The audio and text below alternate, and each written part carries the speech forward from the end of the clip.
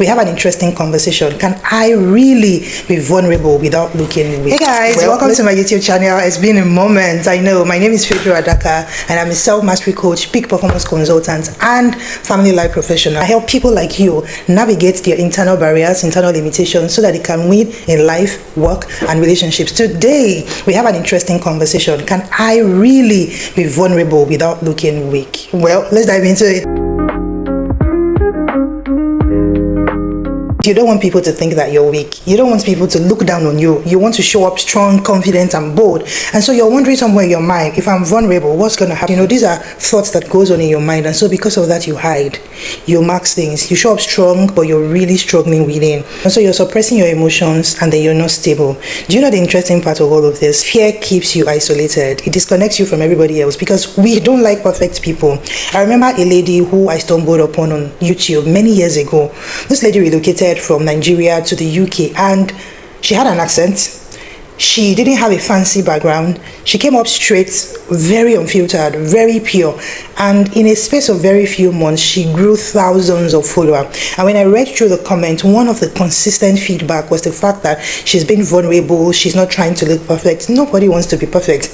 Everybody wants to see some other person that looks like them, quote unquote. We want to know that we're not in this alone. And so the moment where you begin to show up as perfect, you are missing the point, and you are gradually being disconnected from that very person who you want to feel connected to. Let me clear the air, right? Vulnerability is not oversharing. It's not also weakness, quote unquote. It's actually a form of strength. It's you saying, this is the real me, and I trust you so much to let you see this side of me. So there's some element of trust that goes with vulnerability. Let's take, for example, you're in the workplace and people are sharing ideas about how to go about a particular task. So vulnerability is you owning up to the fact that you're not so sure how this approach or idea is going to turn out, but you're open to trying, you're open to learning, and you're open to seeing how it's going to work out. That's being vulnerable. But let's take in case of your relationship and you're trying to express yourself to your partner, and you're saying something like, this particular behavior or this particular comment really hurts me, but you know what, I want us to talk about it. It's not hiding the fact that you were not hot. It's not pretending you are not feeling a certain type of way because you don't want to have conflict. You know, many people try to avoid conflict thinking that it's going to cause connection, but in reality, avoiding conflict and sweeping things under the carpet actually do what? It will create a gap between you and your partner. I remember this particular experience in my previous place of work where we had to switch from one accounting software to another. Oh my God, it was so stressful. And we were getting authorities from authorities above. And so my leaders sometimes were overwhelmed because, hey, there was a lot happening at the same time. But I remember one of the meetings we had, and one of my leaders just came and said, you know what, guys, this is a tough season. I'm not going to act like I know how it's going to end, but I want us to collaborate and work together because this is the vision of the company.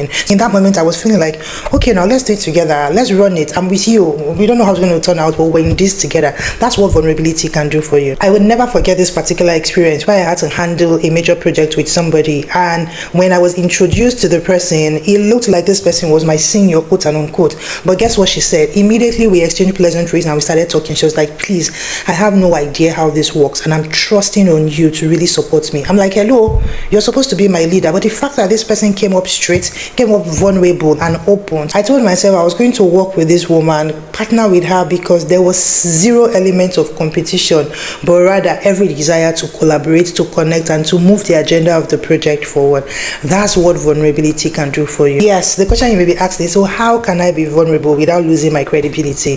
How can I be vulnerable without people seeing me and thinking, oh, she's weak, he's weak? How can I express myself and be authentic? Check your motive. Don't share because you want to unburden, quote unquote, right? Share because you want clarity, share because you want connection, share because you want progress. That way you're approaching it from a place of power and not weakness. Pick the right time. Timing is everything. It does a whole lot of difference when you actually identify the right moments to initiate conversations like this. You want to check that the atmosphere is conducive and the person or people that you're trying to be vulnerable with are able to receive that vulnerability at that time. Anchor that vulnerability on your willingness to grow. You're willing to take responsibility.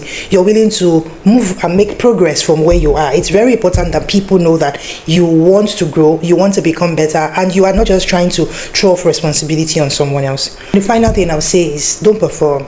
Don't react. Don't change your language. Just be your authentic self as you express yourself. You don't need big grammar. You don't need big English. You just need to relate with another human being so that they get to see you and understand where you're speaking from. The beautiful thing about these 3 steps is that it works whether you're applying it in your workplace. It works very well also whether you're applying it in your relationships. I cannot count how many times I've been so vulnerable in my relationship with my husband, and it has deepened our connection and given me further clarity in my relationship with him. This same principle also works in leadership because people just connect with your humanness.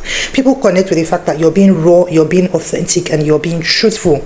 Very powerful. So my challenge to you today and for the rest of this week is this: where exactly in your work, in your relationship, or in leadership have you been hiding? Have you been performing rather than being vulnerable so that you can make progress or get help? If this resonated with you in any way, or if you learned a thing or two, let me know in the comment section. Also, what will you be doing differently from today? And if you know somebody whose life will be blessed with this video, then go ahead, share it with them so that we can all become better. I'd love to know, in which area is it really hard for you to be vulnerable? Is it at your workplace? Is it in your romantic relationships? Or is it in leadership? Drop it in the comments below. I'll be chatting with you in there. If you've watched up till this very moment, thank you for sticking with me. This community is definitely yours. You want to subscribe to my channel, and don't forget to turn on the notification bell so that you'll be the first to know when I put up my next video. Thank you for spending this few minutes with me, and I look forward to seeing you in my next video. Bye guys.